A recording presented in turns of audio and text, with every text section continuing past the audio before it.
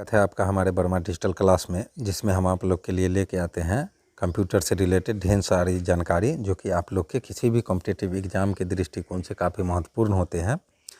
आज का जो हमारा चैप्टर है वह है चैप्टर नंबर 12 इंटरनेट। ठीक है, आज हम लोग जो भी टॉपिक देखेंगे वो इंटरनेट से संबंधित देखेंगे। ठीक है, तो चलिए शुरू करते हैं हम अपने आज की क्लास को।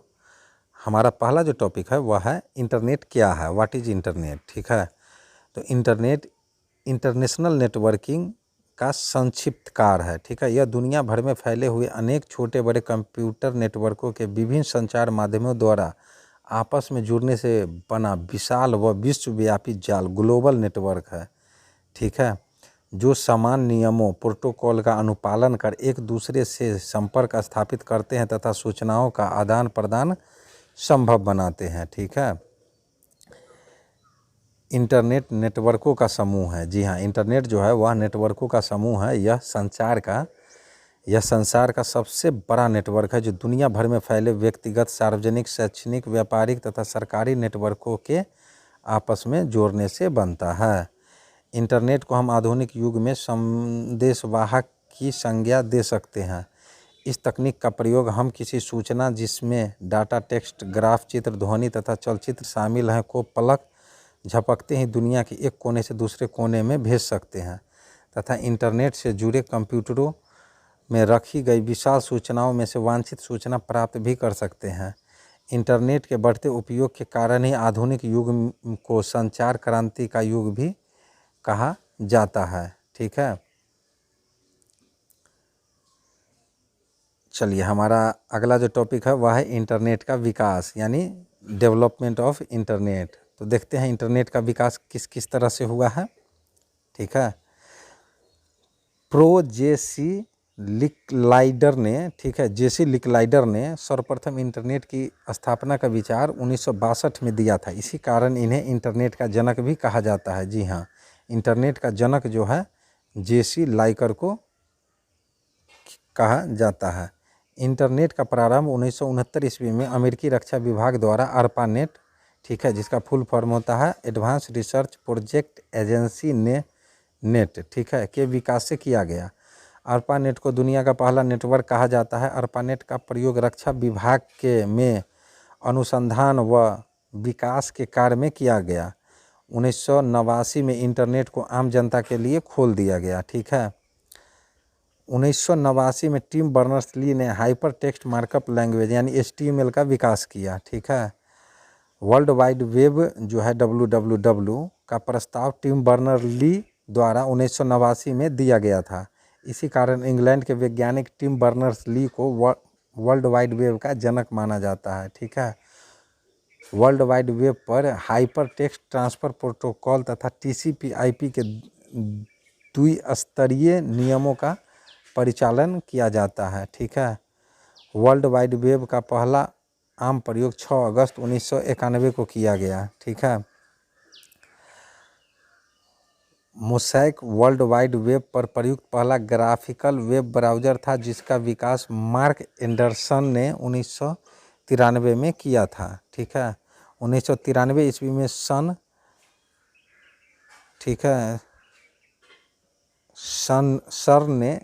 CER ने इसका स्पेलिंग उच्चारण होता है, इसका फुल फॉर्म होता है European Organization for Nuclear Research, ठीक है, ने वर्ल्ड वाइड वेब को निःशुल्क उपयोग के लिए उपलब्ध कराया। ठीक है, 1994 ईस्वी में वर्ल्ड वाइड वेब के लिए विभिन्न मानकों का तथा प्रोटोकॉल का विकास करने के लिए वर्ल्ड वाइड वेब संघ, ठीक है, की स्थापना की गई। 15 अगस्त 1995 ईस्वी को विदेश संचार निगम लिमिटेड BSNL द्वारा भारत में इंटरनेट सेवा प्रारंभ किया गया। ठीक है, क्या आप जानते हैं प्रोफेसर जेसी लिकलाइडर को इंटरनेट का जनक यानी फादर ऑफ इंटरनेट माना जाता है, जिन्हें ARPANET के गठन में महत्वपूर्ण योगदान दिया था। ARPANET से ही वर्तमान इंटरनेट व्यवस्था का जन्म माना जाता है। इंग्लैंड के वैज्ञानिक टिम बर्नर्स-ली को वर्ल्ड वाइड वेब का जनक माना जाता है। इन्होंने 1989 में हाइपरटेक्स्ट मार्कअप लैंग्वेज का विकास किया था। ठीक है, चलिए इंटरनेट कार्य कैसे करता है उसके बारे में हम लोग जानते हैं। How work internet. दुनिया भर के अनेक छोटे बड़े कंप्यूटर नेटवर्क को विभिन्न संचार माध्यमों से आपस में जोड़ने से इंटरनेट का निर्माण होता है। इंटरनेट क्लाइंट सर्वर मॉडल पर काम करता है। इंटरनेट से जुड़ा प्रत्येक कंप्यूटर एक सर्वर से जुड़ा होता है तथा संसार के सभी सर्वर विभिन्न संचार माध्यमों द्वारा आपस में जुड़े होते हैं। सर्वर अपने से जुड़े उपयोगकर्ता क्लाइंट को मांगी गई सूचना या डाटा उपलब्ध कराता है। यदि मांगी गई सूचना उस सर्वर के पास उपलब्ध नहीं है तो वह उस सर्वर की पहचान करता है जहां यह सूचना उपलब्ध है तथा उस सर्वर को सूचना उपलब्ध कराने का अनुरोध करता है। ठीक है। इंटरनेट से जुड़े कंप्यूटरों के बीच डाटा स्थानांतरण के लिए यह आवश्यक है कि सभी नेटवर्क एक समान नियमों या प्रोटोकॉल का उपयोग करें। ओपन आर्किटेक्चर नेटवर्किंग द्वारा TCP/IP के द्विस्तरीय नियमों के परिपालन द्वारा सूचनाओं का आदान प्रदान के लिए पैकेट स्विचिंग का प्रयोग किया जाता है। ठीक है, जिसमें सूचनाओं का बंडल पैकेट बनाकर एक स्थान से दूसरे स्थान तक ले जाया जाता है। इस कारण एक ही संचार माध्यम का उपयोग विभिन्न उपभोक्ताओं द्वारा किया जा सकता है।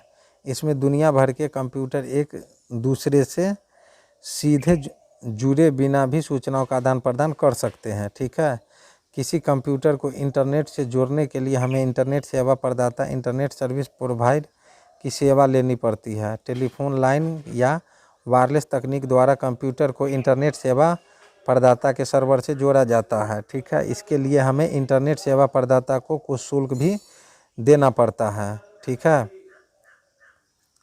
इंटरनेट का मालिक कौन है? ठीक है, who is owner of internet. तो इंटरनेट सूचना तंत्र वस्तुतः किसी व्यक्ति या संस्था के नियंत्रण से परे है। चूँकि इंटरनेट अनेक छोटे बड़े कंप्यूटर नेटवर्क के आपस में जुड़ने से बनता है, अतः इंटरनेट पर अनेक संस्थानों, निगमों, सरकारी उपक्रमों, शिक्षण संस्थाओं, व्यक्तिगत संस्थाओं तथा विभिन्न सेवा प्रदाताओं यानी सर्विस प्रोवाइडर्स का थोड़ा थोड़ा स्वामित्व माना जा सकता है। इंटरनेट की कार्यप्रणाली की देखरेख करने तथा उनके अंतर्राष्ट्रीय मानक निर्धारित करने का कार्य कुछ स्वैच्छिक अंतर्राष्ट्रीय संस्थाएं करती है। कुछ प्रमुख अंतर्राष्ट्रीय संस्थाएं हैं जैसे ISOC, ठीक है, इंटरनेट सोसाइटी। तो यह एक गैर लाभकारी अंतर्राष्ट्रीय संसाधन है जिसका गठन 1992 में इंटरनेट से संबंधित मानकों यानी स्टैंडर्ड्स, प्रोटोकॉल तथा नीतियों का विकास करने और लोगों को इस संबंध में शिक्षित बनाने के लिए किया गया। ठीक है, चलिए इंटरनेट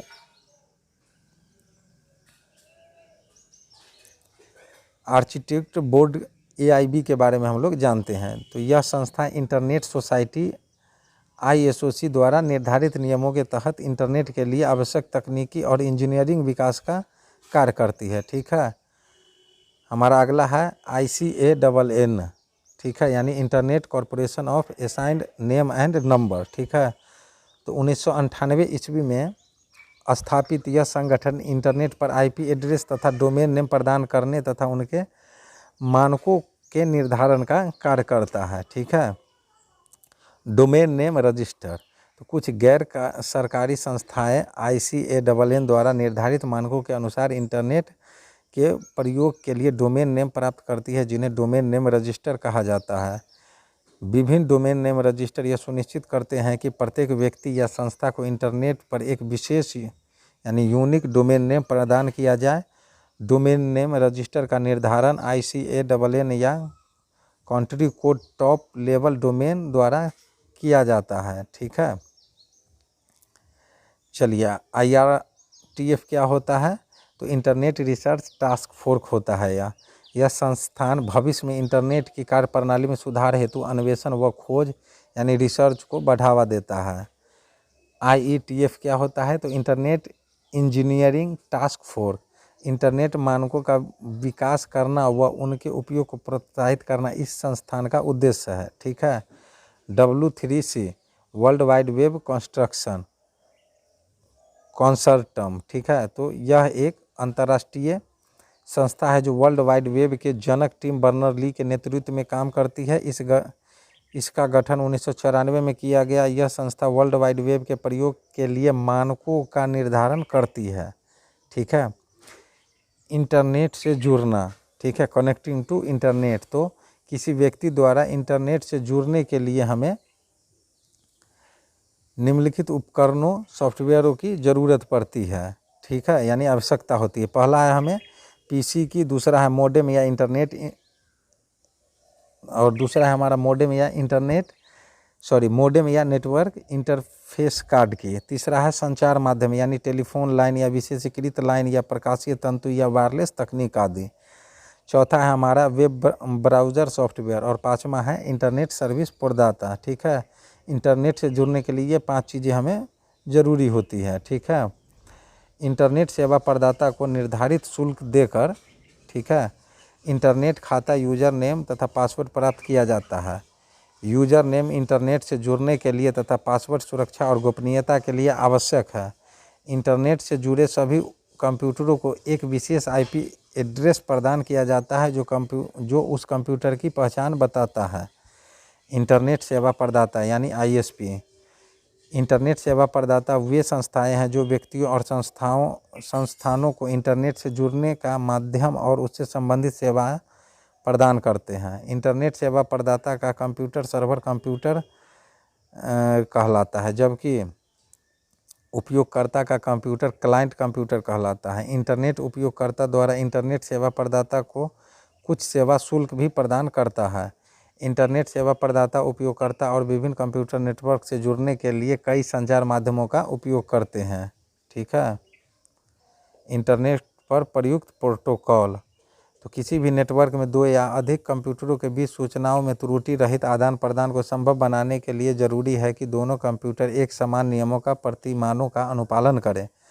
नियमों तथा प्रतिमानों के समूह set of rules of standards को प्रोटोकॉल कहा जाता है। ठीक है, कंप्यूटर नेटवर्क में प्रयोग किए जाने वाले कुछ प्रचलित प्रोटोकॉल हैं, जिसमें सबसे पहला है हमारा ट्रांसमिशन कंट्रोल प्रोटोकॉल या इंटरनेट प्रोटोकॉल, जिसको हम लोग TCP/IP भी बोलते हैं। यह इंटरनेट पर प्रयुक्त सर्वाधिक लोकप्रिय प्रोटोकॉल है। ट्रांसमिशन कंट्रोल प्रोटोकॉल तथा इंटरनेट प्रोटोकॉल दो अलग अलग प्रोटोकॉल हैं, पर चूँकि इनका प्रयोग एक साथ किया जाता है अतः इन्हें सम्मिलित रूप से इंटरनेट प्रोटोकॉल सूट कहा जाता है। इसका प्रयोग कर इंटरनेट पर दूरस्थ कंप्यूटर तथा सर्वर के बीच संचार स्थापित किया जाता है। TCP/IP इंटरनेट का संचार प्रोटोकॉल यानी कम्युनिकेशन प्रोटोकॉल है। Transmission control protocol packet switching तकनीक का प्रयोग करता है। जब किसी सूचना या डाटा को किसी कंप्यूटर या सर्वर द्वारा इंटरनेट पर भेजा जाता है तो ट्रांसमिशन कंट्रोल प्रोटोकॉल उस सूचना को छोटे छोटे समूहों यानी यूनिट में विभाजित कर देता है। इन समूहों को पैकेट कहा जाता है। ठीक है, इंटरनेट प्रोटोकॉल प्रत्येक पैकेट को एक विशेष पता यानी एड्रेस देता है तथा गंतव्य तक पहुंचाने के लिए उसका रास्ता तय करती है। जरूरी नहीं कि किसी एक सूचना के सभी पैकेट्स एक ही रास्ते से गंतव्य तक पहुंचे, बल्कि ये अलग अलग रास्तों से भी अपने गंतव्य तक पहुंचते हैं। नेटवर्क से जुड़ा राउटर प्रत्येक पैकेट को अपने गंतव्य तक पहुंचाने में मदद करता है।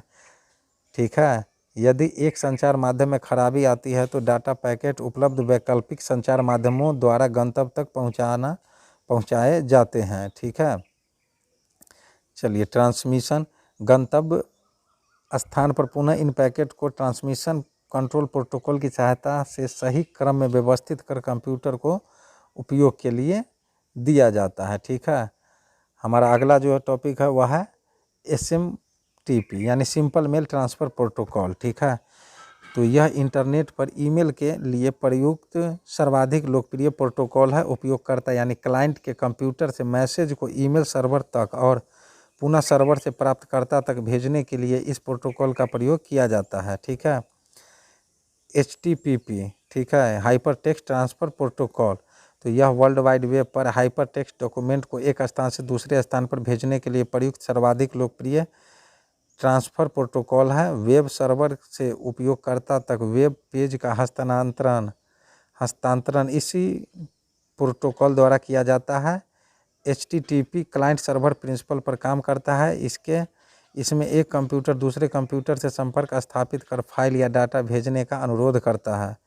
दूसरा कंप्यूटर उस अनुरोध को स्वीकार कर संबंधित सूचना वापस भेजता है। ठीक है, FTP क्या होता है, चलिए इसे समझते हैं हम लोग। फाइल ट्रांसफ़र प्रोटोकॉल इसका फुल फॉर्म होता है FTP का। यह इंटरनेट पर प्रयुक्त एक प्रोटोकॉल है जिसका प्रयोग नेटवर्क से जुड़ी किसी कंप्यूटर तथा सर्वर के बीच फाइल स्थानांतरित करने के लिए किया जाता है। फाइल में डाटा, टेक्स्ट, ग्राफ, चित्र, ध्वनि या चलचित्र, वीडियो हो सकता है। फाइल स्थानांतरण के लिए दूरस्थ ठीक है, फाइल स्थानांतरण के लिए दूरस्थ रिमोट कंप्यूटर से लॉगिन द्वारा संपर्क स्थापित किया जाता है। इसके बाद फाइल को अपलोड या डाउनलोड किया जाता है। फाइल स्थानांतरण के लिए उपयोगकर्ता के पास दूरस्थ कंप्यूटर तक जाने का अधिकार होना आवश्यक है। इंटरनेट पर कुछ अज्ञात FTP साइट होती हैं, ठीक है, जिन्हें किसी भी व्यक्ति द्वारा उपयोग किया जा सकता है। इसके लिए किसी विशेष अकाउंट या पासवर्ड की ज़रूरत नहीं होती है। वर्ल्ड वाइड वेब पर उपलब्ध डाटा व सूचनाओं का भंडारण अधिकांशतः FTP साइट्स ही हैं। ठीक है, चलिए गोफर क्या होता है, गोफर समझते हैं हम लोग। तो गोफर जो है यह प्रोटोकॉल सॉफ्टवेयर है जो इंटरनेट द्वारा दूरस्थ कंप्यूटर से डॉक्यूमेंट को खोजना, प्राप्त करना तथा उन्हें प्रदर्शित करना संभव बनाता है। ठीक है, टेलनेट एक टेक्स्ट आधारित संचार प्रोटोकॉल है जो कमांड लाइन इंटरफेस का उपयोग करता है। टेलनेट प्रोग्राम द्वारा दो अलग अलग स्थान पर स्थित कंप्यूटरों को दूरसंचार नेटवर्क द्वारा आपस में जोड़कर रिमोट कंप्यूटर के डाटा और फाइलों का उपयोग किया जा सकता है। इसे रिमोट लॉगिन भी कहा जाता है। टेलनेट द्वारा हम रिमोट कंप्यूटर का उपयोग ऐसे करते हैं जैसे उसी कंप्यूटर के सामने बैठे हों। इसमें लोकल कंप्यूटर पर टाइप किया गया कमांड रिमोट कंप्यूटर द्वारा क्रियान्वित किया जाता है तथा रिमोट कंप्यूटर में होने वाले प्रोसेसिंग तथा उसके परिणाम को लोकल कंप्यूटर के मॉनिटर पर देखा जाता है। ठीक है, वर्ल्ड वाइड वेब क्या है ये समझते हैं। ठीक है, इसे W3 या वेब भी कहा जाता है। ठीक है, यह इंटरनेट पर उपलब्ध सर्वाधिक लोकप्रिय व उपयोगी सेवा है। वर्ल्ड वाइड वेब पर लाखों वेब पेज डॉक्यूमेंट के रूप में उपलब्ध हैं। यह हाइपर लिंक द्वारा आपस में जुड़े हुए सूचनाओं का विशाल समूह है जिसे इंटरनेट पर वेब ब्राउज़र की सहायता से प्राप्त किया जा सकता है। वर्ल्ड वाइड वेब एक ऐसा तंत्र है जिसमें विभिन्न कंप्यूटरों में एकत्रित सूचनाओं को हाइपर टेक्स्ट डॉक्यूमेंट की सहायता से एक दूसरे से जोड़ा जाता है। इन सूचनाओं को एक स्थान से दूसरे स्थान तक भेजने के लिए हाइपर टेक्स्ट ट्रांसफ़र प्रोटोकॉल का प्रयोग किया जाता है। वर्ल्ड वाइड वेब ने इंटरनेट पर सूचनाओं का आदान प्रदान आसान बनाया है तथा इंटरनेट को सूचना राजमार्ग यानी इंफॉर्मेशन हाईवे में परिवर्तित कर दिया है। ठीक है, वर्ल्ड वाइड वेब पर संग्रहित प्रत्येक पेज वेब पेज कहलाता है। ये वेब पेज HTML का प्रयोग कर तैयार किया जाता है तथा हाइपर लिंक द्वारा एक दूसरे से जुड़े होते हैं। वह स्थान जहां ये वेब पेज संग्रहित रखे जाते हैं वेबसाइट कहलाता है। प्रत्येक वेबसाइट का प्रथम पृष्ठ जो उसके अंदर स्थित सूचनाओं की सूची प्रदान करता है होम पेज कहलाता है। किसी वेबसाइट को खोलने पर सबसे पहले होम पेज ही दिखाई पड़ता है। वेब पेज को एक कंप्यूटर से दूसरे कंप्यूटर तक भेजने के लिए हाइपर टेक्स्ट ट्रांसफ़र प्रोटोकॉल का प्रयोग किया जाता है। इस प्रोटोकॉल से इंटरनेट सेवा प्रदान करने वाला कंप्यूटर वेब सर्वर कहलाता है, जबकि इस सेवा का उपयोग करने वाला क्लाइंट वेब क्लाइंट कहलाता है। ठीक है, हमारा अगला जो टॉपिक है वह है वर्ल्ड वाइड वेब तथा इंटरनेट में अंतर। ठीक है, तो वर्ल्ड वाइड वेब तथा इंटरनेट में क्या अंतर है वो हम लोग देखेंगे। इंटरनेट पर उपलब्ध सेवा वर्ल्ड वाइड वेब की लोकप्रियता का अंदाज़ा इस बात से लगाया जा सकता है कि सामान्यतः वर्ल्ड वाइड वेब तथा इंटरनेट पर प्रयोग एक ही अर्थ में किया जाता है, पर वास्तव में वर्ल्ड वाइड वेब इंटरनेट पर आधारित एक सेवा मात्र है। वर्ल्ड वाइड वेब तथा इंटरनेट के कुछ मूलभूत अंतर इस प्रकार हैं। ठीक है, इंटरनेट एक अंतर्राष्ट्रीय संचार सेवा यानी कम्युनिकेशन नेटवर्क है जो हार्डवेयर व सॉफ्टवेयर का इस्तेमाल कर दुनिया भर में फैले छोटे बड़े कंप्यूटर नेटवर्कों को आपस में जोड़ता है। ठीक है, दूसरी तरफ world wide web hyper link द्वारा आपस में जुड़े सूचनाओं का एक समूह है जिनका साझा उपयोग किया जा सकता है। इंटरनेट के लिए इंटरनेट प्रोटोकॉल सूट टीसीपी तथा आईपी का प्रयोग किया जाता है, जबकि world wide web hyper text transfer protocol HTTP का प्रयोग करता है। ठीक है, इंटरनेट के प्रयोग के लिए इंटरनेट सेवा प्रदाता इंटरनेट सर्विस प्रोवाइडर को कुछ शुल्क देना पड़ता है, जबकि वर्ल्ड वाइड वेब इंटरनेट पर उपलब्ध एक निःशुल्क सुविधा है। ठीक है, इंटरनेट हार्डवेयर तथा सॉफ्टवेयर दोनों के समन्वय से कार्य करता है, जबकि वर्ल्ड वाइड वेब केवल विभिन्न सॉफ्टवेयर का उपयोग करता है। ठीक है, वर्ल्ड वाइड वेब एक सुविधा और इंटरनेट तक पहुंचाने का माध्यम है। ठीक है, वर्ल्ड वाइड वेब जो है एक सुविधा है और इंटरनेट तक उसे पहुंचाने का माध्यम है। ठीक है, चलिए आगे हम लोग जानेंगे वर्ल्ड वाइड वेब पर प्रयुक्त भाषाएं कौन सी होती है। Language used on www। ठीक है, तो हमारा पहला जो है वह है HTML, जिसका फुल फॉर्म होता है हाइपर टेक्स्ट मार्कअप लैंग्वेज। ठीक है, चलिए इसे समझते हैं HTML को। यह वर्ल्ड वाइड वेब पर वेब पेज को तैयार करने के लिए प्रयुक्त सॉफ्टवेयर भाषा है, जिसमें हाइपर टेक्स्ट तथा हाइपर लिंक का प्रयोग किया जाता है। HTML में विभिन्न वेब पेज को हाइपरलिंक का प्रयोग कर आपस में जोड़कर रखा जाता है, जिससे उपयोगकर्ता अपनी इच्छा अनुसार एक वेब पेज से दूसरे वेब पेज या वेबसाइट तक जा सकता है। HTML का उपयोग कर बनाए गए डॉक्यूमेंट को वेब पेज पर प्रकाशित किया जा सकता है तथा सभी प्रकार के ब्राउज़र द्वारा दर्शाया जा सकता है। ठीक है, हाइपर टेक्स्ट क्या होता है, चलिए उसे समझते हैं। यह कंप्यूटर या किसी वेब पेज पर प्रदर्शित वह टेक्स्ट है जो उसी या किसी अन्य वेब पर उपलब्ध टेक्स्ट, ग्राफिक्स, चित्र, ठीक है, और चलचित्र या किसी अन्य डिवाइस से जुड़ा लिंक रहता है। हाइपर टेक्स्ट को स्क्रीन पर गहरे नीले रंग, ठीक है, नीले रंग में या रेखांकित यानी अंडरलाइन कर दिखाया जाता है।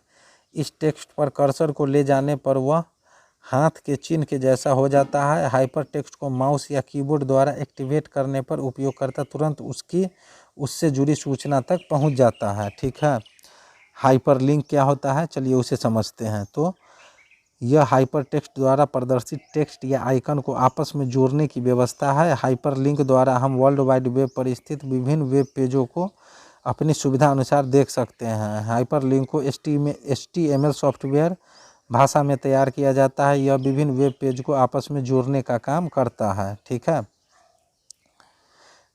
चलिए एक्सटेंसिबल मार्कअप लैंग्वेज, ठीक है, इसे समझते हैं, जिसको हम लोग XML भी बोलते हैं, यानी एक्सटेंसिबल मार्कअप लैंग्वेज। ठीक है, इसका फुल फॉर्म होता है। चलिए, यह वर्ल्ड वाइड वेब पर वेब पेज तैयार करने के लिए प्रयुक्त एक लैंग्वेज है। ठीक है, XML लैंग्वेज में डाटा स्टोर करने तथा उसे एक कंप्यूटर से दूसरे कंप्यूटर तक स्थानांतरित करने को प्रमुखता दी जाती है। HTML भाषा में जहां वेब पेज की डिज़ाइन पर ध्यान नहीं होता है, वहीं XML भाषा में डाटा स्टोर करने तथा डाटा स्थानांतरण पर जोर होता है। ठीक है, एक्सटेंसिबल HTML। ठीक है, तो इस सॉफ्टवेयर लैंग्वेज में HTML तथा XML दोनों भाषाओं की विशेषता समाहित रहती है, यानी मौजूद रहता है। ठीक है, हमारा अगला जो टॉपिक है वह है जावा स्क्रिप्ट। तो यह सन माइक्रो सिस्टम कंपनी द्वारा विकसित सॉफ्टवेयर लैंग्वेज है, जिसका प्रयोग जो है वेब पेज बनाने में किया जाता है। यह एक स्क्रिप्टिंग लैंग्वेज है जिसमें निर्देशों को लिखने की आवश्यकता कम पड़ती है। ठीक है, चलिए PHP क्या होता है वो हम लोग समझते हैं। ठीक है, तो हाइपर टेक्स्ट प्री प्रोसेसर होता है यह। ठीक है, प्रारंभ में इसे पर्सनल होम पेज नाम दिया गया था। ठीक है, PHP एक सॉफ्टवेयर लैंग्वेज है जिसका प्रयोग डायनामिक वेब पेज के विकास में किया गया है। इस भाषा का विकास रैसमस लेडोर्फ ने 1994 में किया था। ठीक है, PHP एक मुफ्त सॉफ्टवेयर है। इस भाषा का प्रयोग HTML भाषा के साथ मिलाकर भी किया जा सकता है। फेसबुक तथा याहू की वेबसाइट PHP भाषा में ही तैयार की गई है। ठीक है, रोचक तत्व हैं कुछ, चलिए उन्हें जानते हैं।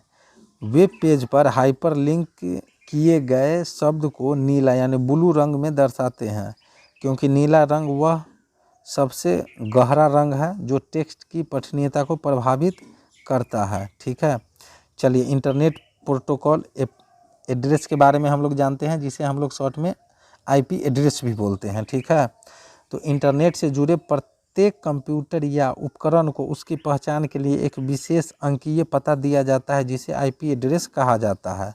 ठीक है, यह अंकीय पता इंटरनेट से जुड़ने पर इंटरनेट सर्विस प्रोवाइडर द्वारा दिया जाता है। विश्व भर में इंटरनेट से जुड़े किसी दो कंप्यूटर का आईपी एड्रेस एक समान नहीं हो सकता। ठीक है, चलिए आईपी एड्रेस जो है इंटरनेट से जुड़े प्रत्येक कंप्यूटर को एक विशेष पहचान प्रदान करता है। इसमें कंप्यूटर या उपकरण द्वारा प्रयुक्त प्रोटोकॉल का नाम तथा नेटवर्क पर उसकी स्थिति यानी लोकेशन शामिल रहता है। इंटरनेट सर्विस प्रोवाइडर यदि किसी कंप्यूटर को अस्थायी आईपी एड्रेस प्रदान करता है तो उसे स्टैटिक आईपी एड्रेस कहते हैं। यदि किसी कंप्यूटर के इंटरनेट से जुड़ने पर हर बार नया आईपी एड्रेस दिया जाता है तो उसे डायनेमिक आईपी एड्रेस कहा जाता है।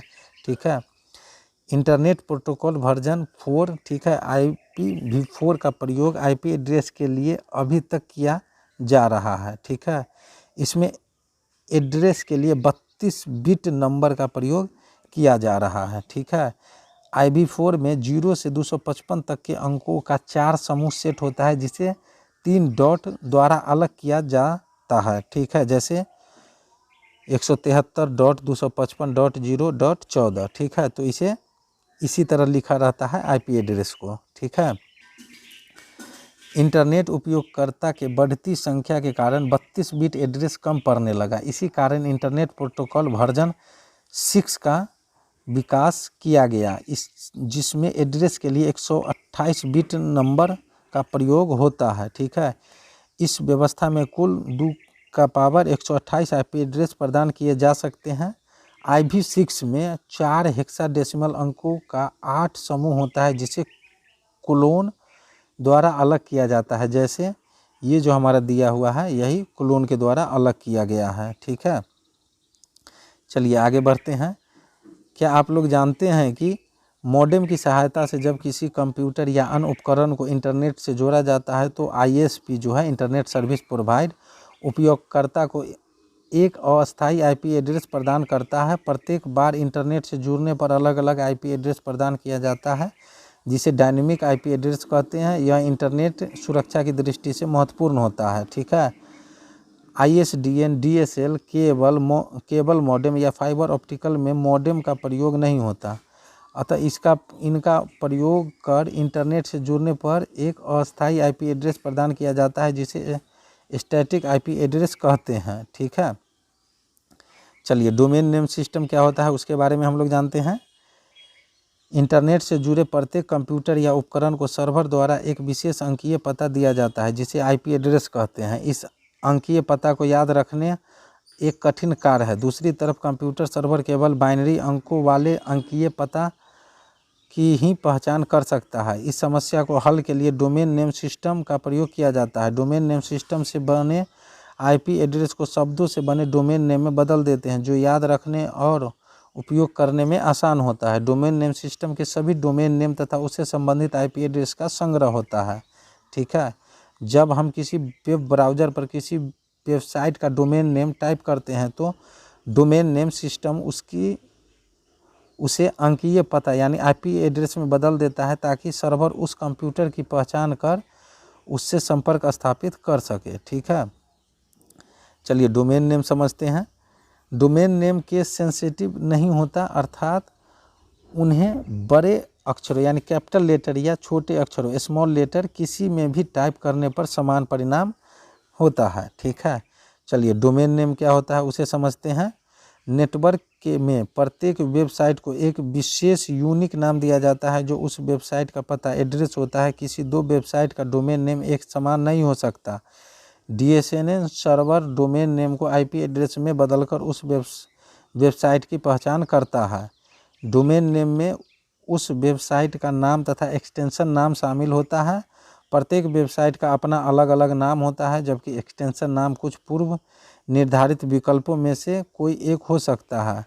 नाम तथा एक्सटेंशन को डॉट द्वारा अलग किया जाता है। ठीक है, www डोमेन नेम का अंग है, पर यदि इसे ब्राउज़र के एड्रेस बार पर टाइप न किया गया हो तो वेब ब्राउज़र इसे स्वयं जोड़ लेता है। ठीक है, डोमेन नेम के उदाहरण है जैसे google.com, yahoo.com, .in, hotmail.com, ये सभी जो हैं डोमेन नेम के उदाहरण हैं। ठीक है, चलिए नेम एक्सटेंशन कुछ जानते हैं हम लोग।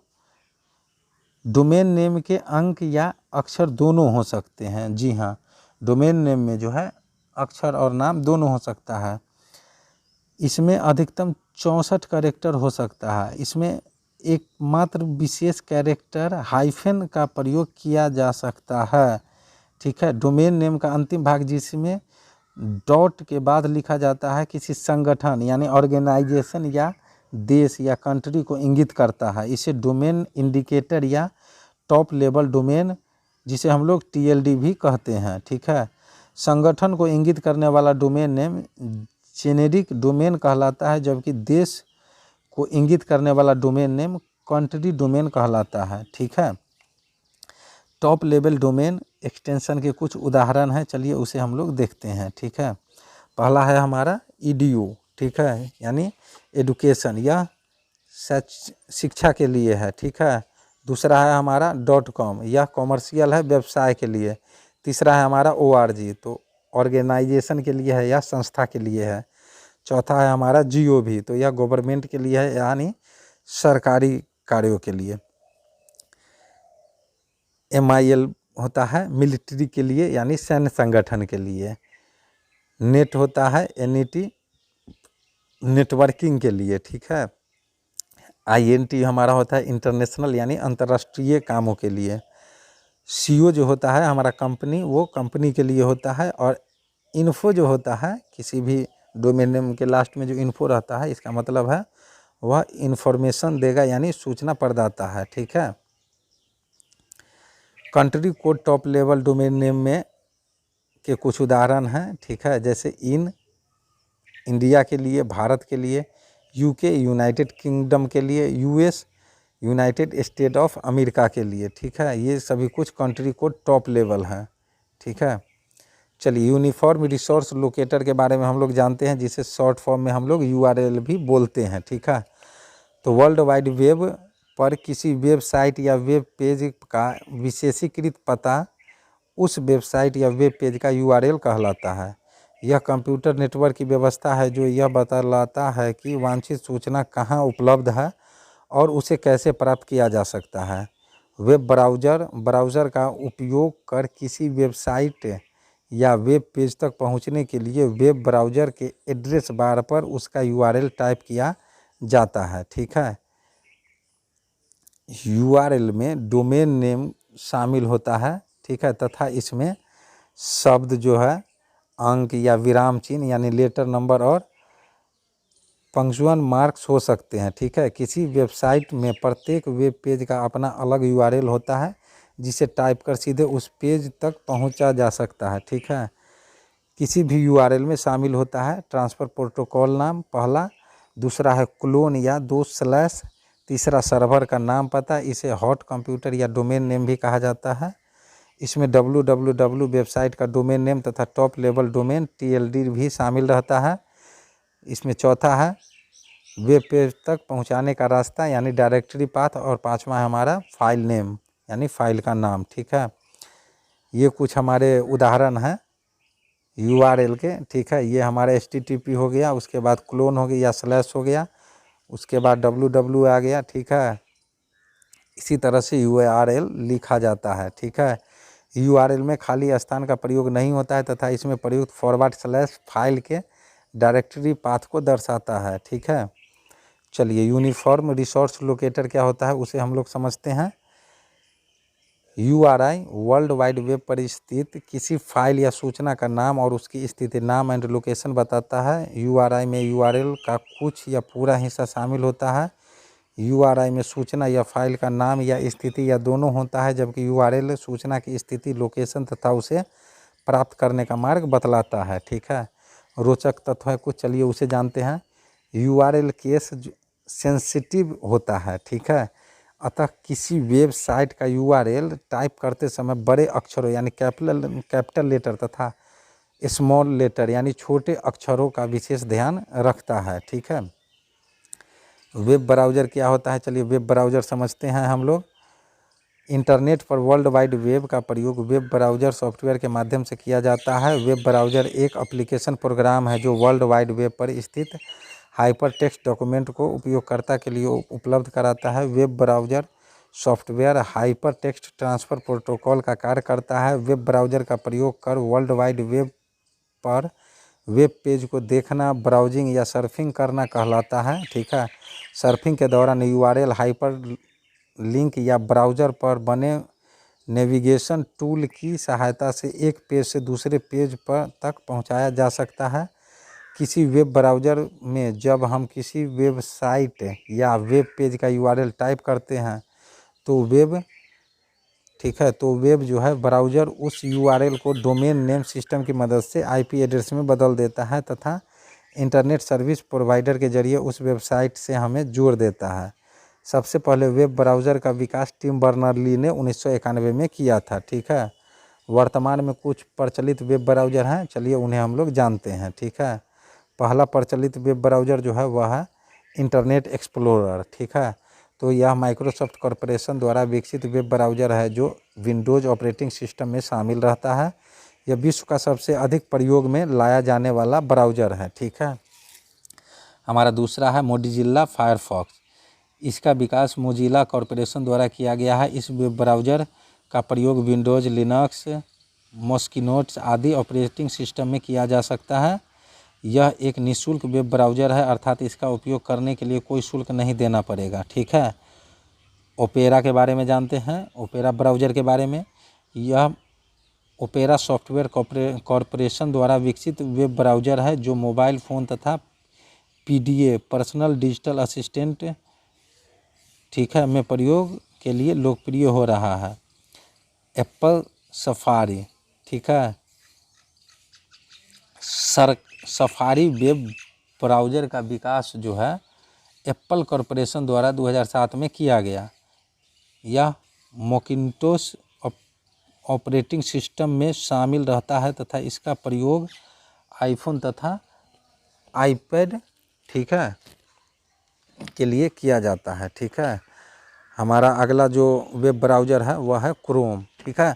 तो देखते हैं गूगल क्रोम में क्या है। तो यह गूगल कंपनी द्वारा सन 2008 में विकसित किया गया वेब ब्राउज़र है जो अपने बेहतर सुरक्षा प्रावधानों यानी सिक्योरिटी फीचर तथा उच्च गति क्षमता हाई स्पीड के लिए लोकप्रिय रहा है। ठीक है। हमारा अगला जो टॉपिक है वह है ग्राफिकल वेब ब्राउज़र। चलिए इसे समझते हैं ग्राफिकल वेब ब्राउज़र को। यह ग्राफिकल यूजर इंटरफेस GUI जिसको हम लोग शॉर्ट में बोलते हैं का उपयोग करते हुए इंटरनेट पर वेब पेज को एक्सेस करने की सुविधा प्रदान करता है। ग्राफिकल वेब ब्राउज़र में उपयोगकर्ता तथा वर्ल्ड वाइड वेब के बीच अंतर्संबंध इंटरफेस तथा ग्राफ आइकन या नीले रंग के टेक्स्ट द्वारा स्थापित किया जाता है। मोज़ैक को पहला लोकप्रिय ग्राफिकल वेब ब्राउज़र कहा जाता है। ठीक है। वेब ब्राउज़र कैसे कार्य करता है, हाउ वेब ब्राउज़र वर्क। तो वेब ब्राउज़र एक सॉफ्टवेयर है जिसकी सहायता से हम वर्ल्ड वाइड वेब पर उपलब्ध किसी वेब पेज को इंटरनेट के जरिए प्राप्त करते हैं। इस प्रकार ब्राउज़र इंटरनेट पर किसी वेब पेज की खोज करने वाला सॉफ्टवेयर है। ठीक है। वेब ब्राउज़र द्वारा जो है किसी सूचना को प्राप्त करने के लिए हम ब्राउज़र के एड्रेस बार पर उस वेबसाइट या वेब पेज का URL टाइप करते हैं। ठीक है। Web browser domain name system द्वारा सर्वर कंप्यूटर का IP एड्रेस पता करता है तथा सर्वर के साथ ट्रांसमिशन कंट्रोल प्रोटोकॉल का प्रयोग कर जुड़ जाता है। ठीक है। उपयोगकर्ता यानी क्लाइंट कंप्यूटर सर्वर जो है कंप्यूटर को उस वेब पेज के लिए रिक्वेस्ट भेजता है। वेब सर्वर TCP/IP की सहायता से वेब पेज को उपयोगकर्ता के कंप्यूटर तक पहुंचाता है। यह वेब पेज ब्राउज़र द्वारा कंप्यूटर स्क्रीन पर प्रदर्शित कर दी जाती है। ठीक है।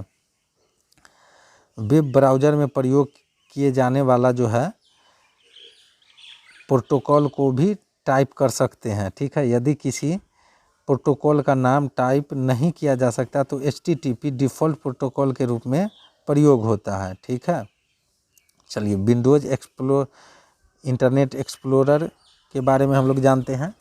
ठीक है, जो ये विंडोज़ इंटरनेट एक्सप्लोरर में क्या क्या होता है।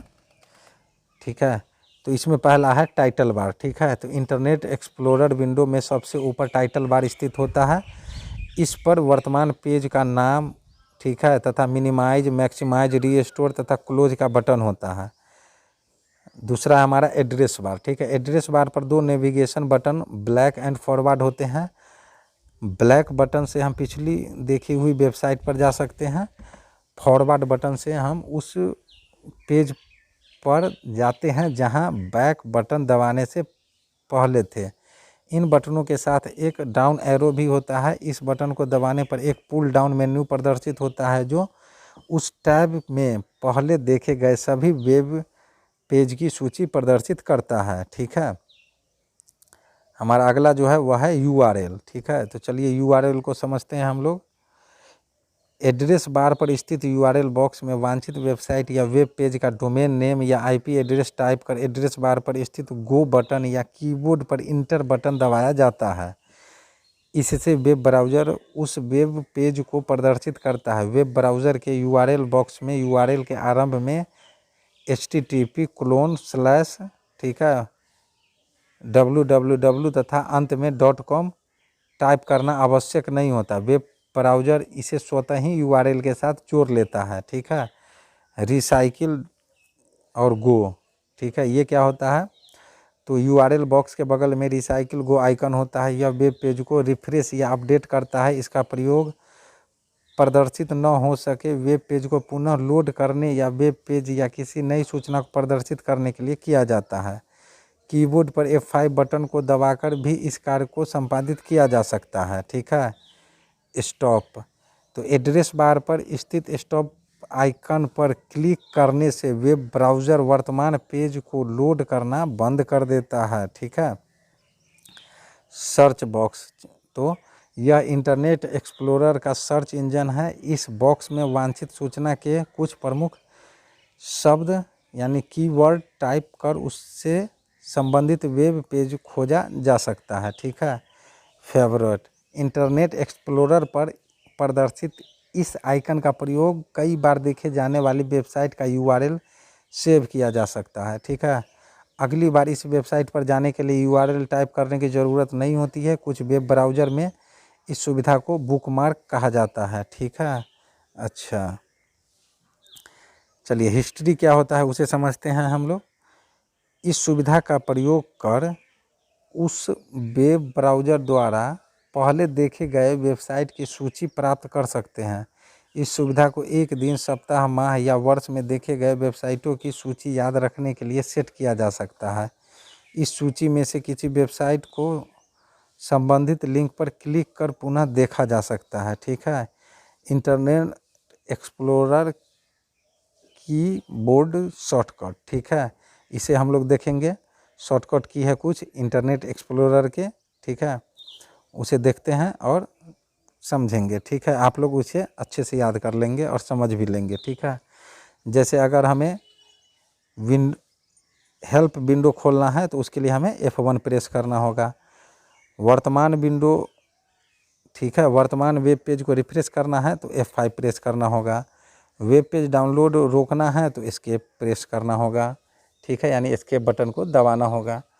वेब पेज पर अगले विकल्प पर जाने के लिए टैब बटन का प्रयोग करना है। वेब पेज पर पिछले विकल्प पर जाने के लिए शिफ्ट टैब का प्रयोग करना है। डॉक्यूमेंट के प्रथम पृष्ठ पर जाने के लिए होम पेज का प्रयोग किया जाता है। डॉक्यूमेंट के अंतिम पृष्ठ पर जाने के लिए इंड बटन का प्रयोग हम लोग करते हैं। वेबसाइट के होम पेज पर जाने के लिए अल्ट होम पेज का प्रयोग करते हैं। पिछली देखी हुई वेबसाइट पर जाना यानी बैक जाने के लिए अल्ट लेफ्ट एरो का प्रयोग करते हैं।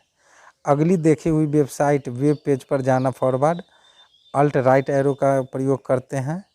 नया वेबसाइट या पेज खोलने के लिए कंट्रोल O का प्रयोग करते हैं। वर्तमान विंडो बंद या क्लोज करने के लिए कंट्रोल W का प्रयोग करते हैं। और हिस्ट्री लिंक प्रदर्शित करने के लिए कंट्रोल H का प्रयोग हम लोग करते हैं। ठीक है, आगे भी और कुछ शॉर्टकट की हैं।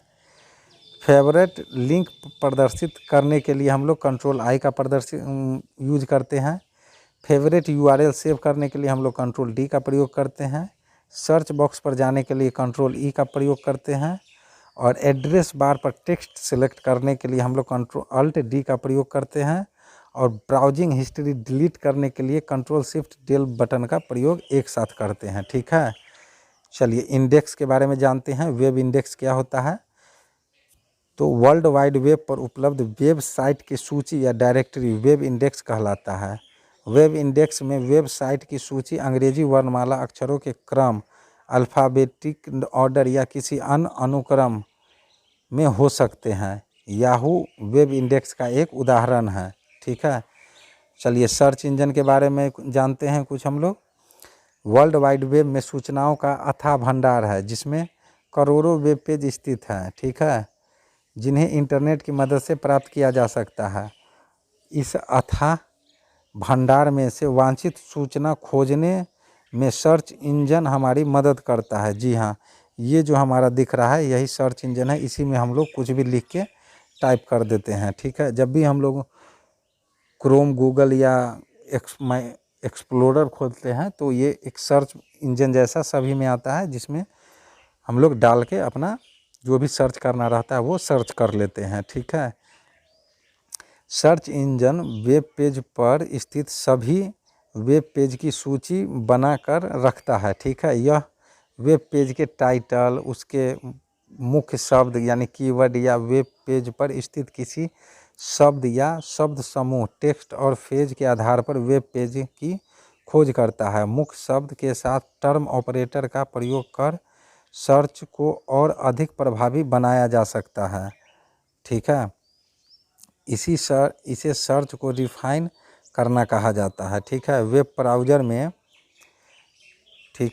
ब्राउज़र में जब हम कोई टेक्स्ट या फ्रेज डालते हैं तो सर्च इंजन इससे संबंधित वेब पेज की सूची प्रदर्शित करता है। कुछ लोकप्रिय सर्च इंजन हैं याहू, गूगल, ask.com, अल्टा विस्टा और ऑरकुट। ठीक है, ये सभी जो हैं कुछ सर्च इंजन हैं। ठीक है, चलिए आगे जानते हैं हम लोग सर्च इंजन द्वारा जो है सूचना खोजना। ठीक है, तो वेब ब्राउज़र के एड्रेस बॉक्स में सर्च इंजन का पता यूआरएल टाइप करें, जैसे www.google.com। ठीक है, दूसरा है हमारा खोजने के लिए सर्च इंजन में मेन पेज के सर्च बॉक्स में वांछित सूचना से संबंधित कीवर्ड को टाइप करें। टर्म ऑपरेटर का प्रयोग कर सूचना को खोजना और अधिक आसान बनाया जा सकता है। ठीक है, हमारा अगला है सर्च इंजन कीवर्ड के आधार पर संबंधित वेबसाइट की सूची प्रदर्शित करना। ठीक है, हमारा अगला है सूची में दिए गए हाइपरलिंक पर क्लिक कर उस वेबसाइट या वेब पेज को प्रदर्शित किया जा सकता है। ठीक है, तो सर्च इंजन द्वारा जो हम लोग इस तरीके से खोज सकते हैं 4 तरीक़ों से। ठीक है, चलिए आगे बढ़ते हैं। टर्म ऑपरेटर देखते हैं हम लोग, जो ये क्या होता है टर्म ऑपरेटर। तो टर्म ऑपरेटर सर्च इंजन पर वांछित वेब पेज को खोजना प्रभावी और आसान बनाता है। कुछ प्रचलित टर्म ऑपरेटर हैं, जैसे एंड, जिसे हम लोग प्लस के चिन्ह से जानते हैं। ठीक है, 2 कीवर्ड के बीच एंड या प्लस लगाने पर सर्च इंजन उस सभी वेब पेज को प्रदर्शित करता है जिन्हें हम दोनों कीवर्ड देते होते हैं। एंड सर्च इंजन का डिफ़ॉल्ट ऑपरेटर है। ठीक है, तात्पर्य यह कि कीवर्ड के बीच एंड नहीं लगाने पर भी सर्च इंजन उन्हीं वेब पेज को प्रदर्शित करता है जिनमें दोनों कीवर्ड हो। ठीक है, और ये स्लैश के थ्रू रहता है, फॉरवर्ड के थ्रू। और ये जो चिन्ह देख रहे हैं से जुड़े शब्दों को खोजने पर सर्च इंजन उन सभी वेब पेज को प्रदर्शित करता है जिनमें दोनों कीवर्ड में से कोई एक भी शब्द हो। ठीक है, चलिए नोट क्या होता है, इसमें माइनस का चिन्ह रहता है। 2 कीवर्ड के नोट या माइनस से जुड़े होने पर सर्च इंजन उन वेब पेजों को प्रदर्शित करता है जिसमें पहला शब्द तो हो पर नोट से जुड़ा हुआ ना हो। ठीक है, तो ये सभी थे। हमारा अगला है ठीक है। रोचकता तो कुछ है, चलिए उसे जानते हैं हम लोग। गूगल शब्द की उत्पत्ति गूगल से हुई है, जिसका अर्थ है 10 का घात 100, यानी या संख्या 1 के बाद 100, ठीक है।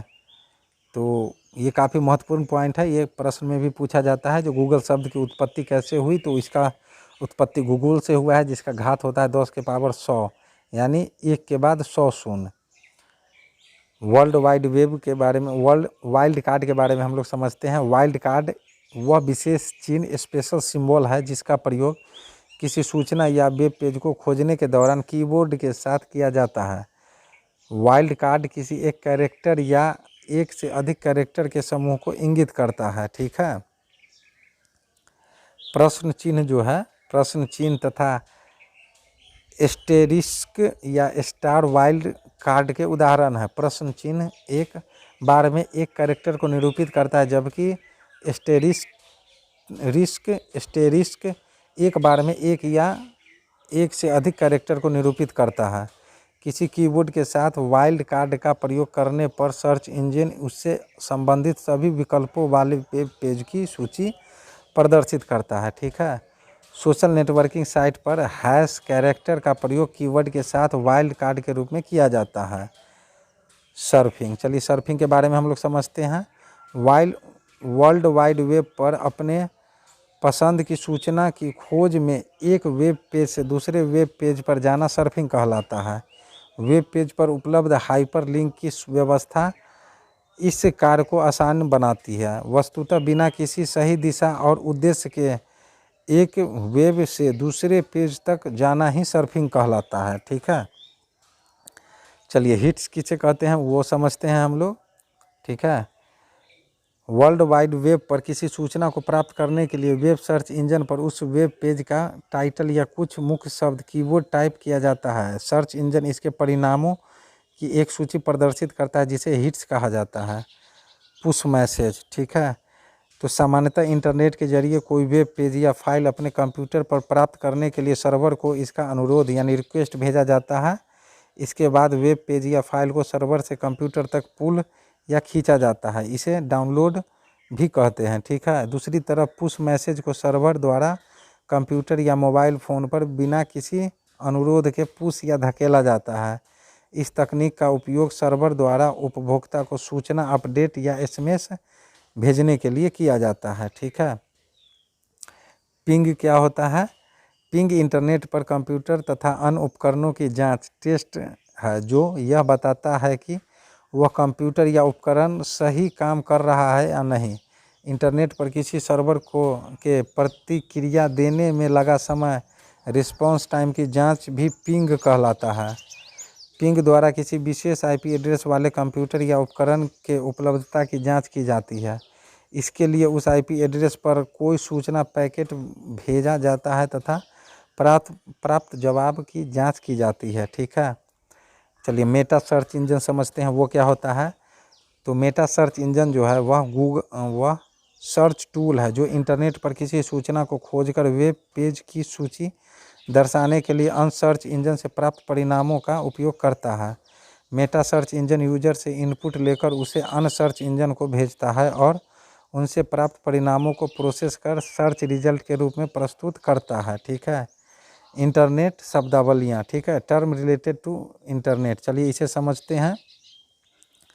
उपयोगकर्ता कंप्यूटर, ठीक है, यानी क्लाइंट कंप्यूटर। तो इंटरनेट से जुड़ा कंप्यूटर जो सर्वर कंप्यूटर के माध्यम से इंटरनेट की सुविधाओं का उपयोग करता है, क्लाइंट कंप्यूटर कहलाता है। क्लाइंट कंप्यूटर सूचना प्राप्त करने के लिए सर्वर कंप्यूटर को अनुरोध करता है, ठीक है। सर्वर कंप्यूटर उच्च भंडारण क्षमता तथा तीव्र गति वाला कंप्यूटर जिस पर एक या अधिक वेबसाइट की सूचनाएं वेब पेज संग्रहित रहते हैं, सर्वर कंप्यूटर कहलाता है। सर्वर कंप्यूटर अपने नेटवर्क से जुड़े क्लाइंट कंप्यूटरों को अनुरोध पर सूचना वेब पेज उपलब्ध कराता है। यह एक साथ कई उपयोगकर्ताओं को डाटा उपलब्ध करा सकता है।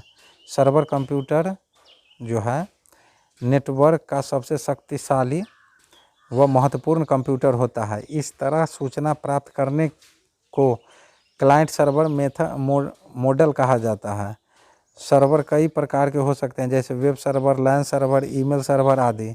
किसी एक कंप्यूटर पर एक साथ कई प्रकार के सर्वर प्रोग्राम चल सकते हैं। ठीक है, चलिए हमारा वेब पेज जो है अगला टॉपिक है। वेब पेज एक इलेक्ट्रॉनिक पेज है जिसे HTML का प्रयोग कर बनाया जाता है। वेब साइट पर दिखने वाला प्रत्येक पेज वेब पेज ही होता है। वेब पेज में टेक्स्ट, चित्र, रेखा चित्र, ऑडियो, वीडियो या हाइपरलिंक कुछ भी हो सकता है। ठीक है, स्टैटिक या डायनेमिक वेब पेज के बारे में हम लोग समझते हैं, जो वो क्या होता है। तो स्टैटिक वेब पेज के कंप्यूटर स्क्रीन पर प्रदर्शित होने के बाद उसमें कोई परिवर्तन तब तक नहीं किया जा सकता जब तक उसे रिफ्रेश या अपडेट नहीं कर दिया जाए। ठीक है, दूसरी तरफ डायनेमिक वेब पेज के रूप में तथ्यों, पेज के स्वरूप और तथ्यों यानी कंटेंट में लगातार परिवर्तन होता रहता है। उपयोगकर्ता द्वारा दिए गए इनपुट या डाटाबेस के आधार पर कंप्यूटर स्वतः वेब पेज में परिवर्तन कर लेता है। डायनेमिक वेब पेज जावा स्क्रिप्ट या डायनेमिक HTML लैंग्वेज सॉफ्टवेयर का प्रयोग कर तैयार किया जाता है। ठीक है, वेबसाइट एक ही डोमेन नेम के अंतर्गत पाए जाने वाले वेब पेज का संकलन वेबसाइट कहलाता है। किसी वेबसाइट में एक या अधिक वेब पेज हो सकते हैं। वेबसाइट के विभिन्न पेज आपस में हाइपरलिंक द्वारा जुड़े होते हैं। ठीक है, चलिए होम पेज समझते हैं। होम पेज क्या होता है। किसी वेबसाइट का पहला या मुख्य पृष्ठ होम पेज कहलाता है। ठीक है, किसी वेबसाइट को खोलने पर सबसे पहले उसका होम पेज ही कंप्यूटर पर प्रदर्शित होता है। होम पेज पर वेबसाइट पर उपलब्ध विषयों की सूची इंडेक्स हो सकती है। किसी वेबसाइट के विभिन्न पेज को देखते समय होम बटन क्लिक करने पर उसका होम पेज स्वतः सामने आ जाता है। ठीक है, होस्ट क्या होता है। तो इंटरनेट सेवा व अन्य सुविधाएं प्रदान करने के लिए नेटवर्क से जुड़ा प्रत्येक कंप्यूटर होस्ट कहलाता है। ठीक है, इंटरनेट सर्विस प्रोवाइडर क्या होता है, जिसको हम लोग शॉर्ट में ISP भी बोलते हैं। तो यह इंटरनेट सेवा प्रदान करने वाली एक संस्था है जिसमें एक या अधिक गेटवे कंप्यूटर रहता है तथा जो इससे जुड़े अन्य कंप्यूटरों को इंटरनेट से जुड़ने की सेवा प्रदान करता है। ठीक है, चलिए एनोनिमस सर्वर क्या होता है वो समझते हैं। वह सर्वर जिससे जुड़ने के लिए पासवर्ड या किसी अन्य पहचान ऑथेंटिकेशन की ज़रूरत नहीं होती, एनोनिमस सर्वर कहलाता है। ठीक है, थंबनेल क्या होता है, चलिए वो समझते हैं। किसी चित्र या मैप को प्रदर्शित करने वाला नाखून, नेल के आकार का छोटा सा रूप थंबनेल कहलाता है। ठीक है, इसे क्लिक करके चित्र का बड़ा आकार देखा जा सकता है। ठीक है, क्रॉस प्लेटफॉर्म तो ऐसा सॉफ्टवेयर जो किसी भी कंप्यूटर हार्डवेयर या किसी भी ऑपरेटिंग सिस्टम के साथ काम कर सकता है, क्रॉस प्लेटफॉर्म कहलाता है। नोड किसी भी नेटवर्क से जुड़ा प्रत्येक कंप्यूटर, सर्वर या कोई अन्य उपकरण नोड कहलाता है। यह कंप्यूटर नेटवर्क का अंतिम बिंदु या टर्मिनल होता है। फ्रेम वेब ब्राउज़र विंडो के भीतर स्थित आयताकार स्थान जो कई वेब पेज को एक साथ प्रदर्शित करता है, फ्रेम कहलाता है। ठीक है, वर्चुअल रियलिटी तो इंटरनेट पर उपलब्ध वेब पेज को वास्तविकता के नज़दीक लाने तथा जीवंत बनाने के लिए उनमें त्रि-आयामी प्रभाव यानी 3 डायमेंशनल इफेक्ट डाला जाता है, जिसे वर्चुअल रियलिटी यानी कि वर्चुअल रियलिटी कहते हैं। ठीक है, जिसे हम लोग शॉर्ट में VRML भी बोलते हैं, VR भी बोलते हैं। VRML का फुल फॉर्म होता है वर्चुअल रियलिटी मॉडलिंग लैंग्वेज। भाषा का प्रयोग कर वेब पेज के वर्चुअल रियलिटी का आभास डाला जाता है। VRML को HTML का 3 डायमेंशनल रूप भी कहा जा सकता है। ठीक है, चलिए पॉपअप के बारे में समझते हैं। वर्ल्ड वाइड वेब पर सर्फिंग करते समय या वेब पेज पढ़ते समय स्वयं खुलने वाला छोटा विंडो पॉपअप कहलाता है। यह सामान्यतः अवांछित विंडो होता है जिसका प्रयोग ऑनलाइन व्यावसायिक विज्ञापनों के लिए किया जाता है। ठीक है, लॉगिन समझते हैं। लॉगिन क्या होता है, तो इंटरनेट पर किसी अन्य कंप्यूटर या सर्वर से जुड़ने की प्रक्रिया ताकि उस कंप्यूटर या सर्वर की सुविधाओं तथा सूचनाओं का उपयोग किया जा सके, लॉगिन कहलाता है। ठीक है, लॉग ऑफ के बारे में समझते हैं। इंटरनेट पर किसी कंप्यूटर या सॉफ्टवेयर से जुड़कर अपना कार्य समाप्त कर उस प्रोग्राम से बाहर निकलने की प्रक्रिया लॉग ऑफ कहलाती है। ठीक है। डाउनलोड क्या होता है, तो किसी नेटवर्क से किसी दूसरे कंप्यूटर या सर्वर से डाटा या सूचना को लोकल कंप्यूटर पर प्राप्त करना डाउनलोड कहलाता है। डाउनलोड किए गए फाइल, डाटा या सूचना को स्थानीय कंप्यूटर पर संग्रहित तथा प्रोसेस किया जा सकता है। डाउनलोड के लिए गेट आदेश किया जाता है। ठीक है। चलिए अपलोड समझते हैं। अपलोड क्या होता है, किसी नेटवर्क में डाटा या सूचना को स्थानीय कंप्यूटर से किसी दूसरे कंप्यूटर या सर्वर आदि को भेजने की प्रक्रिया अपलोड कहलाती है। अपलोड किए गए डाटा को दूसरे कंप्यूटर पर अस्थायी तौर पर संग्रहित व प्रोसेस किया जा सकता है। अपलोड के लिए पुट आदेश किया जाता है। ठीक है। चलिए ऑनलाइन के बारे में हम लोग समझते हैं। जो ऑनलाइन क्या होता है, जब कोई कंप्यूटर या उपकरण चालू हालत में रहते हुए उपयोग के लिए तैयार रेडी टू यूज रहता है या किसी दूसरे उपकरण से जुड़ा रहता है तो उसे ऑनलाइन कहा जाता है। ठीक है। इंटरनेट के बढ़ते उपयोग के बाद इंटरनेट या किसी अन्य नेटवर्क से जुड़े हुए कंप्यूटर या उपकरण को ऑनलाइन कहा जाता है। ठीक है। ऑफलाइन, जब कोई कंप्यूटर या उपकरण पावर सप्लाई बंद कर देने के कारण चालू हालत में न हो या किसी अन्य उपकरण से जुड़ा न हो तो उसे ऑफलाइन कहते हैं। ठीक है। वर्तमान में जब कोई कंप्यूटर या उपकरण इंटरनेट या किसी अन्य नेटवर्क से जुड़ा हुआ न हो तो उसे ऑफलाइन कहा जाता है। ठीक है। क्लाउड कंप्यूटिंग, चलिए क्लाउड कंप्यूटिंग क्या होता है वो समझते हैं। तो किसी कंप्यूटर द्वारा इंटरनेट से जुड़कर इंटरनेट पर उपलब्ध सुविधाओं का उपयोग करना क्लाउड कंप्यूटिंग कहलाता है। इसमें world wide web, social networking site जैसे फेसबुक, ट्विटर, यूट्यूब आदि, web browser, email, online backup आदि शामिल होते हैं। ठीक है। चलिए हमारा अगला है रियल टाइम कम्युनिकेशन। तो रियल टाइम कम्युनिकेशन जो है यह दो या अधिक उपयोगकर्ताओं के बीच सीधा संवाद स्थापित कर तत्काल सूचनाओं का आदान प्रदान रियल टाइम कम्युनिकेशन कहलाता है। इसे जीवंत संवाद यानी लाइव कम्युनिकेशन भी कहा जाता है, जैसे telephone, mobile phone, tele conferencing, video conferencing, wire over internet protocol. ठीक है। जिसको हम लोग वॉइस ओवर इंटरनेट प्रोटोकॉल आदि द्वारा स्थापित संवाद है। ठीक है। चलिए हम लोग MPEG देखते हैं। जो ये क्या होता है, मूविंग पिक्चर एक्सपर्ट ग्रुप, ये इसका फुल फॉर्म है।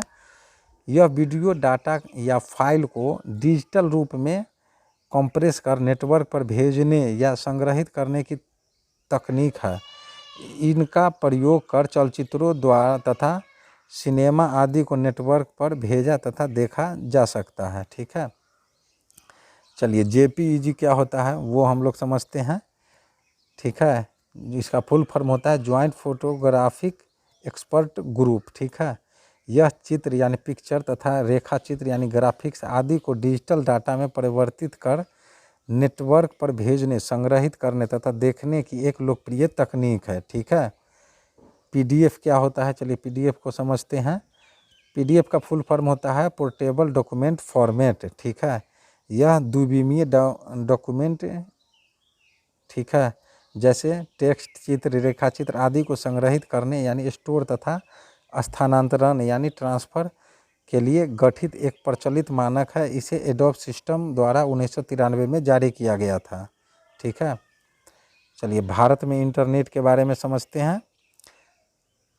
भारत में इंटरनेट का आरंभ 80 के दशक में हुआ, जब ornate education and research network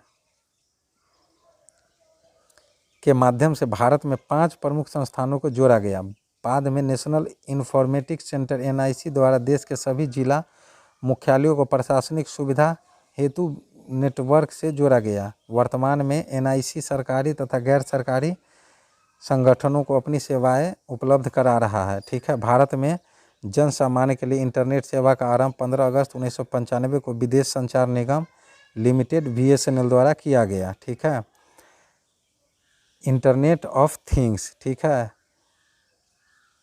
तो इसे हम लोग शॉर्ट में IoT भी बोलते हैं। तो दैनिक जीवन में उपयोग आने वाले विभिन्न भौतिक वस्तुओं यानी फिजिकल डिवाइस में एम्बेडेड यानी जुड़ा हुआ कंप्यूटर स्थापित कर उन्हें आपस में जोड़कर एक नेटवर्क बनाया जा सकता है, ताकि वे मानवीय हस्तक्षेप यानी ह्यूमन इंटरफ्रेंस के बगैर एक दूसरे को डाटा स्थानांतरित कर संवाद स्थापित कर सके। इंटरनेट द्वारा आपस में जुड़े दुनिया भर के लाखों भौतिक उपकरणों से बना नेटवर्क इंटरनेट ऑफ थिंग्स कहलाता है। ठीक है, इंटरनेट ऑफ थिंग्स से जुड़े एक उपकरण से डाटा का उपयोग दूसरे संबंधित उपकरण को नियंत्रित व संचालित करने तथा इंटरनेट पर रियल टाइम निर्देश देने के लिए किया जा सकता है। इसका उपयोग भविष्य में भौतिक उपकरणों को स्वचालित बनाने, ठीक है, स्मार्ट होम तथा स्मार्ट सिटी विकसित करने, फैक्ट्री या अस्पताल आदि में मशीनों को इंटरनेट से नियंत्रित करने आदि में किया जाता है। ठीक है, तो ये थे हमारे आज के कुछ महत्वपूर्ण प्रश्न जो कि आप लोग के एग्ज़ाम के दृष्टिकोण से काफ़ी महत्वपूर्ण थे। आप लोग एग्ज़ाम में जाने से पहले इन सारे प्रश्नों की अच्छे से तैयारी कर लेंगे। ठीक है, हमारा अगला चैप्टर जो रहेगा वह रहेगा चैप्टर नंबर 13। ठीक है, नेटवर्क तथा डाटा सुरक्षा। ठीक है, तो देखेंगे नेटवर्क एंड डाटा सिक्योरिटी से किस तरह के प्रश्न हमारे एग्ज़ाम के दृष्टिकोण से बनते हैं और उन सारे प्रश्नों पर हम लोग चर्चा करेंगे। ठीक है, मिलते हैं हम लोग अपने अगले वीडियो में नए प्रश्नों के साथ। तब तक के लिए जय हिंद, जय भारत।